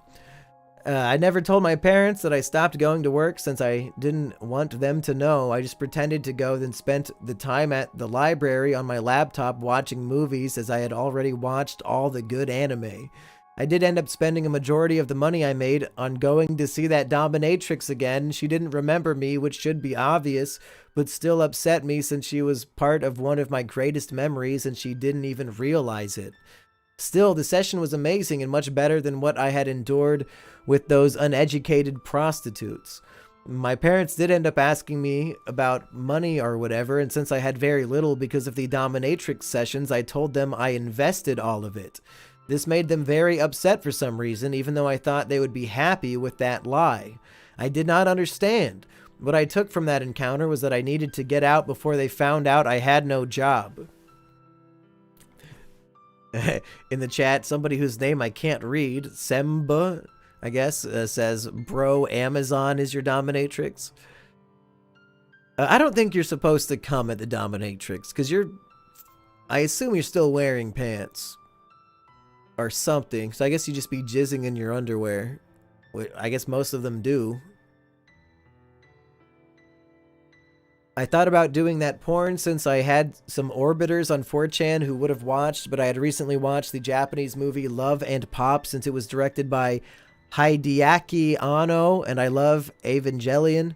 That movie spoke to me on a very personal level, especially the end scene in the bathroom. I do not want to spoil it for anyone since it is a fantastic film and I highly recommend it, so it is kind of hard to put into words exactly the effect it had on me without ruining it.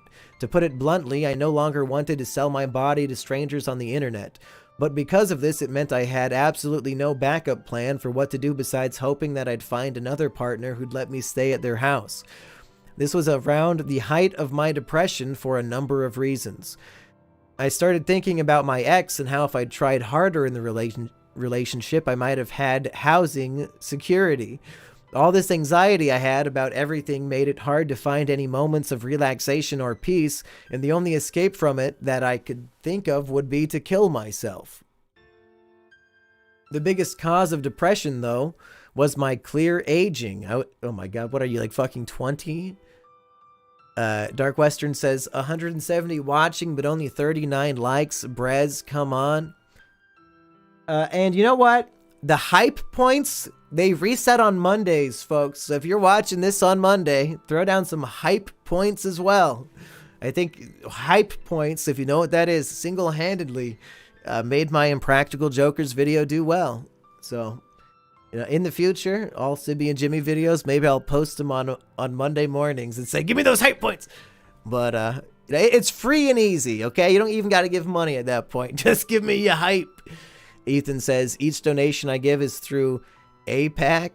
At least I can write them off on my taxes. How do you feel to be a certified good goy? I feel like that might be tax fraud in some way, but I'm not going to report it because I am a good goy. This story is almost over. My youthful feminine looks were fading and I needed to do something fast before it disappeared. The more I approached twink death, the more depressed I become. The only reason anyone ever cared about me was because of my femboy body, and once that was gone, there was nothing else good going for me. Wouldn't the only way to maintain that just be don't gain weight?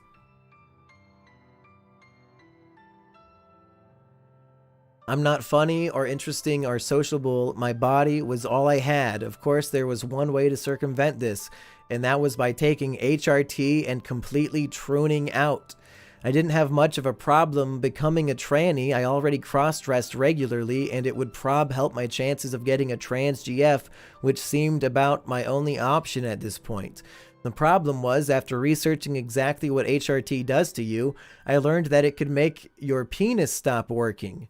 I don't think I could deal with the decreased libido and inability to get a boner, as jerking off is one of the only things that brings me joy anymore. God, all those trans people's dicks don't even work? Oh man, they just like shoving stuff up their ass or what at that point? That's terrible. Poor Digibro. I'm glad he can't afford HRT anymore. That concludes my depression chamber. I wish this had some kind of cathartic ending or point to it, but sadly it doesn't. I didn't ever end up deciding whether or not to take HRT. Any advice would be appreciated, but I know you don't really do that. I'm betting most of the chat hates me, but I don't care. Well, let's see if we can bet how much the chat hates you. A Comic Con Man says, Mumkey, when I finish my novel, can you read it? Somebody did once pay me to review their novel, and I explained the whole story to Florian and talked about it. So it's always an option if it's attached to. I'd say a $100 bill, but reading a whole fucking book takes a lot longer than a 2-hour movie. I'll tell you that. So, yeah, is your novel good? That would be a big help. That'd be a big help. Okay, what was the name of the guy who paid me to read his story that he just submitted 5 seconds ago? Because, believe it or not, 5 new ones have come in. Like, you motherfuckers have been waiting 6 months to submit it during the stream. Like, you can trick my brain. Okay, not him. Am I going back too far? Okay, there he is. Okay. Not too long. Let's do it. I want to take a pee break, but the story's not that long, so we can finish the stream with this one. Probably hit the 2-hour mark. Read my novel, look up the Triflers. Endless Vice, been waiting for this episode for a while. Just read the Triflers last week. Is true Don Bracken is based off of you? You know, when you're writing a book at 18, aren't all the characters a little piece of you in some way? It's not like I had a huge perspective on life and the different ways that people can be. All the characters are just me mixed with my friends, and then I get 4chan influence as well. Me and Eggy are planning on, probably soon, doing a Triflers read-along podcast where we review it 3 or 4 chapters at a time every week. And people at home can read along if they want. Just like our One Piece podcast. I think we all know who Biggs is supposed to be. Yeah, he's supposed to be Don. Okay, the story is called A Redneck Foster Care Crack Baby Pulls Through, featuring incestuous family members, yay Texas. Hi Jimmy, longtime fan and depression chamber consumer. Let me tell you about my shitty upbringing. Things started when my mom slept with my dad for a lack of drug funds. By this point, she had already had 3 other children and wasn't doing great in life. She moved the 3 of us, my sisters lived with their dad, to Indiana where she stayed while my father regularly beat and abused both of us. Ricardio says, how much to review a novel-length, 100,000 words My Little Pony fan fiction that crosses over with Kim Possible and Teletubbies? So, me and Eggy twice now have been paid to read volumes of this manga called Dying for Your Virginity, something like that. Or I would die for it. And we just make him do it volume by volume. So in that case, I'd maybe say 10,000 words at a time, you know? Because you really want me to summarize a grand epic like that in one podcast? I think it deserves parts to appreciate the majesty and the storytelling. Cheese Bandit's going to write a Depression Chamber story about losing his AirPods. He says that in response to this person being beaten. This person, I would, oh yeah, let's hear Cheese Bandit. Let's hear you compare your story to, I would often hide in the closet if I weren't watching cartoons on the TV to distract myself. After a while, my grandmother came and picked me up after my dad gave up on raising me. Apparently, I had flipped out one day and began throwing my own shit at the walls. I went to live with my grandma and uncle, aunt, who all lived together. There I was molested by a family friend who was kind of like an uncle to me.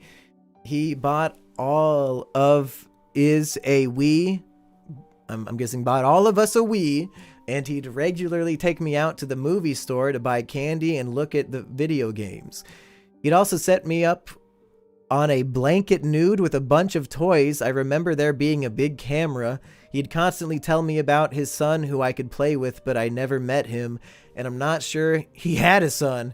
To this day, I wonder if he sold those pictures of me and if they're floating around. I break down and cry about it to this day whenever I drink too much. Later on, I went to live with my mother after she got out of the halfway house, where we were staying in her friend's house while he was locked up. I was still homeschooled, so I spent most of my days on the internet eating junk. Literally, I had bad pinworm infestation, so I didn't start gaining weight for another 8 years. We had to move out after we left a young couple to house it for us so we could go to the lake, and the guy beat his girlfriend to a bloody pulp, leaving the house trashed. We moved to a trailer house, and I started 3rd grade. The trailer house was infested with cockroaches, so our diet consisted of the leftover chicken my mother and stepdad brought home from work, peanut butter or cereal. Cereal spelled like serial killer. So shout out to the person who paid me to read this. That was my takeaway so far, which is pretty fucked up of me, to be honest. God damn it, where's the word cereal now? I lost it.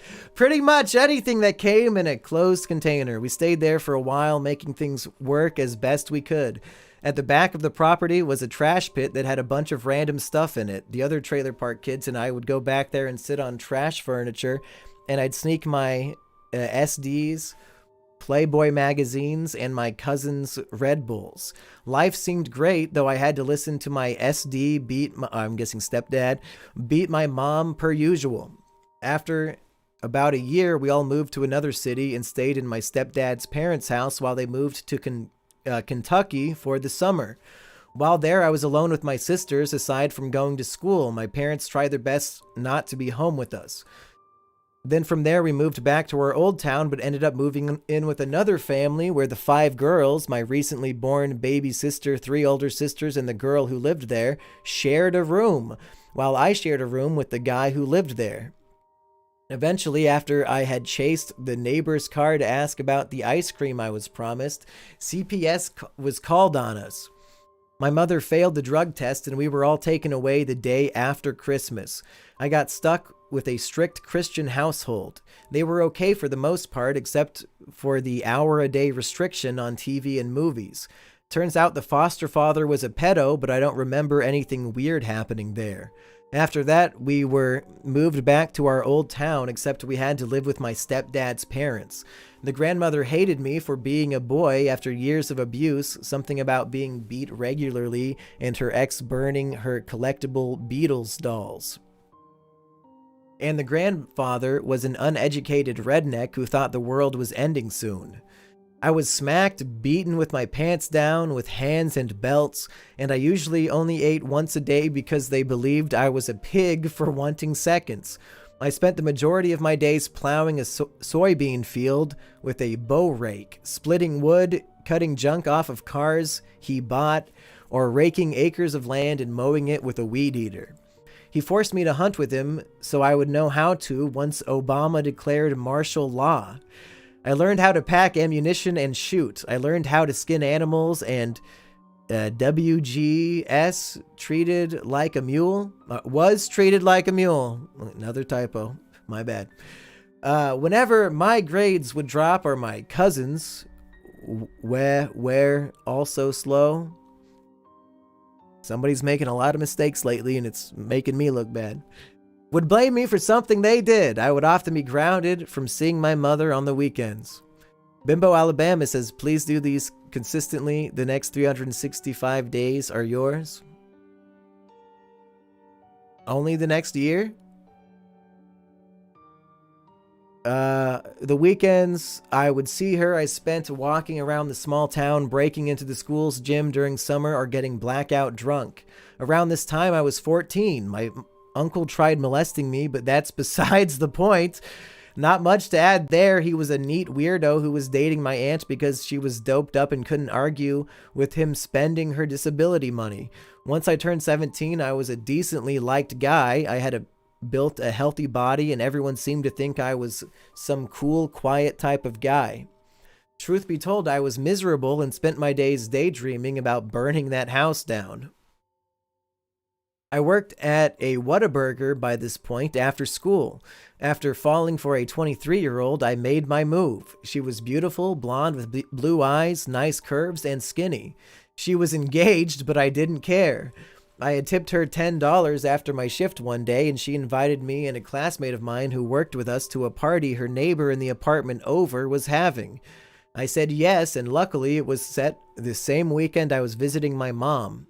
We got drunk and just kind of chilled watching a movie. Her fiance came over and was upset that she hadn't gone home earlier. They got into a fight, and later that night, she told me they broke up. We hooked up on the neighbor's couch, and it was the greatest experience of my life. I felt like growing up too fast had finally paid off. I felt so cool for being with someone older than me. Grandfather and I had gotten into a fight the next week, and I told him I was leaving. Moved in with the Whataburger girl and stayed there for a few months. She dumped me twice there. The second time she did, I was gone for so long she lost the apartment. I came back and she told me if I wanted to be with her, we had to live with her uncle in Seattle. I agreed, and we spent the last of my money moving over 2,000 miles. I loved Seattle. It's the only place that's ever felt like home. You guys, you know what's crazy? I was listening to a recent Digibro video, chatting about Digibro's gone all around the country, and Digibro agrees Seattle was the best city they've been to. I'm not even going to start doing pronouns at this point. It's too late. I already fucked it up and I don't care. She cheated on me and winded up leaving me. I was lucky enough that her cousin had a daughter a year younger than me and we started dating. 3 years ago, and I'm working as a manager at Safeway, making good money with my own place. However, my then girlfriend, we'll call her Kay, started acting weird. She wanted to do an open relationship and sleep with my coworker. Then she started collecting animals. Eventually, I was working over 60 hours a week, and my house was filled with fish tanks, rabbit shit, and cat litter. My grandfather, the one who raised me after foster care, died during COVID. 2 days later, I left my girlfriend, bought a plane ticket, and left the next morning. I ended up going to my grandfather's funeral and seeing the family I hadn't seen in so long. They said they were proud of me, but I didn't understand why. Sure, I learned to survive after moving to a random state, but I was alone. I had failed to be enough for anyone. From there, I got into contact with a friend of mine in New Mexico and paid my sister to drop me off halfway. The friend and I, we can call her V, had met in Seattle. She was raped by my old housemate, who was a fat cringe loser that smelled like feet and cigarettes. She had a kid after her mother, and her decided they couldn't go through the abortion. Okay. I had been in love with her for so long, and finally we were both unattached. We started dating, and I stayed there for 4 years. I now have a wonderful stepson and a beautiful 2-year-old daughter. Her mother recently passed away and left us a 3-bedroom house, and I recently started a job as a business dev associate. I get to work from home, and I started a YouTube channel back in May of this year. My videos regularly get anywhere from 1.5K to 8K views, which isn't a lot, but I feel it's decent for a 5-month-old channel. You know, some might say those are livable numbers. Despite all of this, I'm still not happy, and that scares me. My father wasn't a happy man, neither was my grandfather. I know that I'm doing better than they were at my age, but I worry about poisoning those around me. For now, things are calm, but I'm not used to being in one place for too long. For now, I'll continue on and value what I have. I'm just scared of face planting on that same rock bottom I've hit so many times before. And that is the end of the story. I think we forgot to ask if we hated the previous story, but I already forgot what that story was about. So we'll answer it for this one. Do we hate this person who got horribly abused their whole life and then told us about it?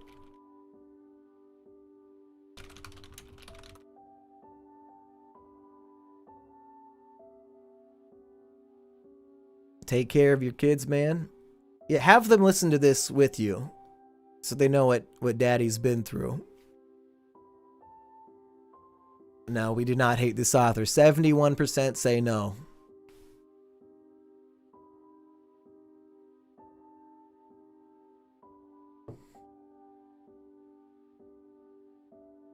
All I'm saying is the third uncle is a pattern. Well, also it was a foster dad as well, so I think the pattern...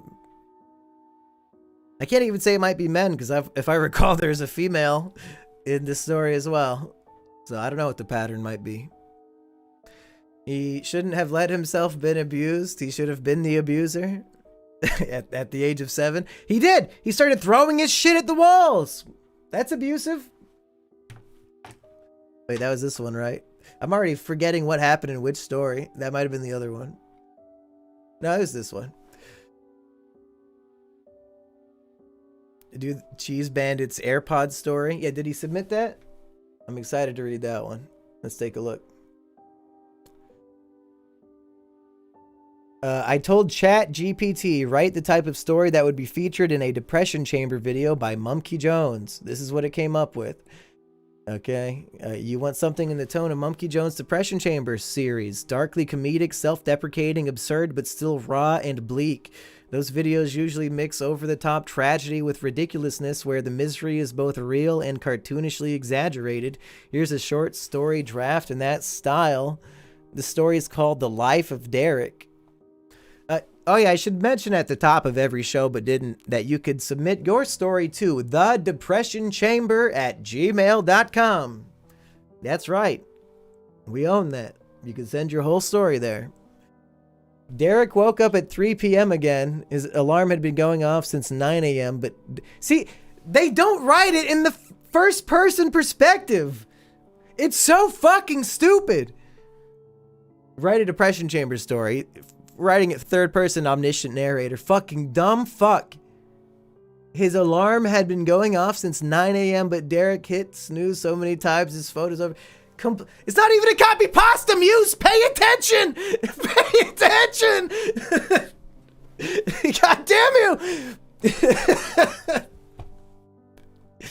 Oh, God. Sometimes his mom called to check in. Derek, when are you going to do something with your life? Mom, I am doing something. I'm preventing overpopulation by being a virgin.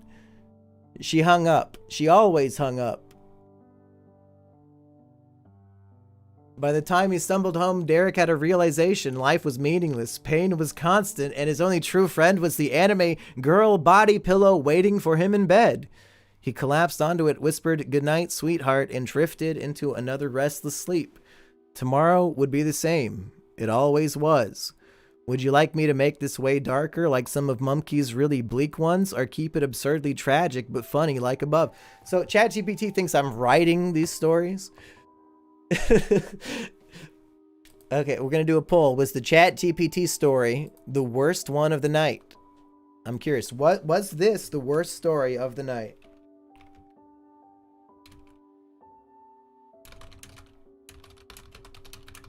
And I did skip about half the paragraphs.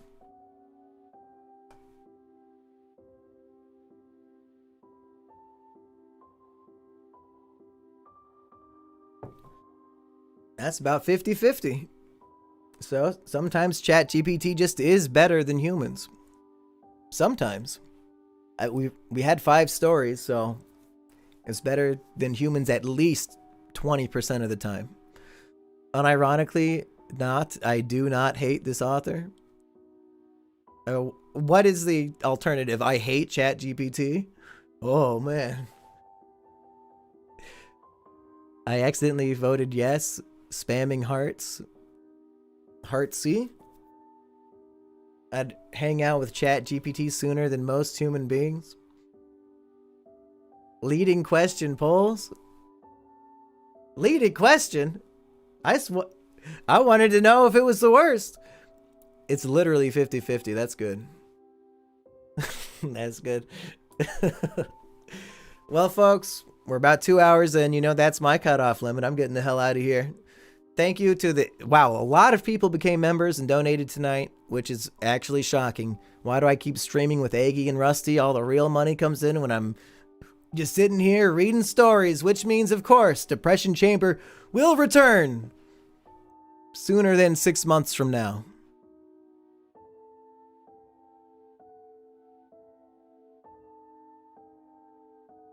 Probably.